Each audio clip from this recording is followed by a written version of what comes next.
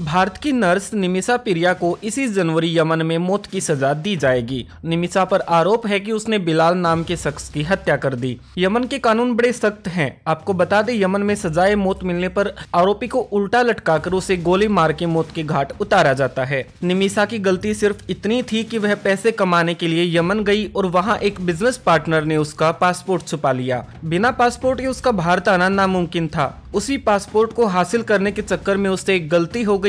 इस गलती ने उसका पूरा जीवन खत्म कर दिया है। क्या ये हत्या है या फिर वतन लौटने की कोशिश में अपराध हुआ है, और क्या भारत सरकार इसे बचा पाएगी, और फिलहाल भारत सरकार द्वारा क्या कदम उठाए गए हैं, चलिए जानते हैं पूरी कहानी को सिलसिलेवार तरीके से। निमिषा पिरिया केरल के पलक्कड़ की रहने वाली, जो कि एक साधारण परिवार से आती है।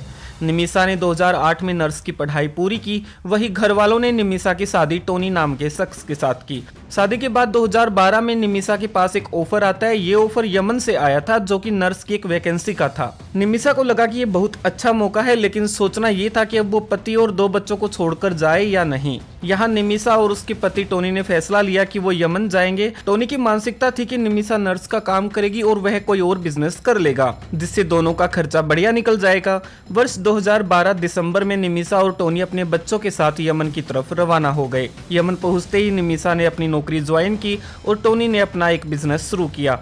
करीब 1 साल तक सब ठीक चलता रहा। टोनी का बिजनेस ज्यादा अच्छा नहीं चल रहा था, तो उसने फैसला लिया कि वह भारत वापस आ जाएगा, वो भी अपने बच्चों के साथ। इसी मानसिकता के साथ वर्ष 2013 में टोनी भारत आ गया। तभी यमन में किसी कारणों के चलते गृह युद्ध छिड़ गया, जिसके कारण तमाम एयरलाइंस कंपनियों ने अपनी फ्लाइट बंद कर दी। यहाँ तक कि भारत ने भी यमन जाने वाली फ्लाइट बंद कर दी थी। इसका बड़ा कारण था कि यमन जाने वाले नागरिकों की रक्षा हो पाए। अब जो भी बात होती इनकी सिर्फ फोन पर होती।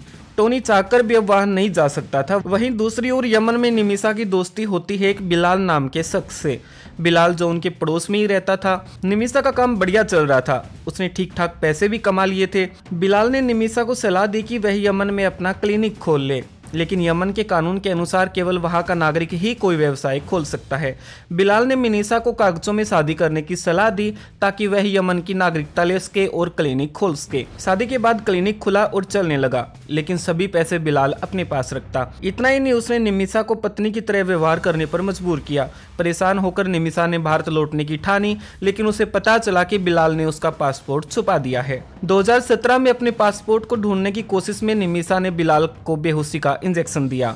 दुर्भाग्यवश इंजेक्शन की ओवरडोज के कारण बिलाल की दर्दनाक मौत हो गई। निमिषा को तुरंत गिरफ्तार कर लिया गया। उन्होंने पुलिस के सामने अपनी पूरी कहानी भी रखी, लेकिन यमन के सख्त कानूनों के कारण 2020 में उसे मौत की सजा सुनाई गई। इनके पास एक अच्छे वकील की भी कमी थी। यमन में एक पुरानी परंपरा है जिसे ब्लड मनी कहा जाता है।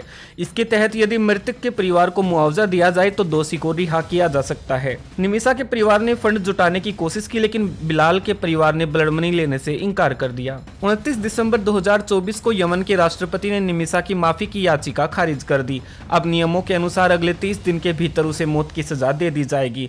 भारत सरकार ने हर संभव प्रयास करने का फिलहाल वादा किया है, लेकिन स्थिति बेहद गंभीर है। यह कहानी एक साधारण महिला की है जो बेहतर भविष्य बनाने के लिए विदेश गई, लेकिन परिस्थितियों ने उसे इस हद तक मजबूर कर दिया कि वह अपनी जान गंवाने के कगार पर है।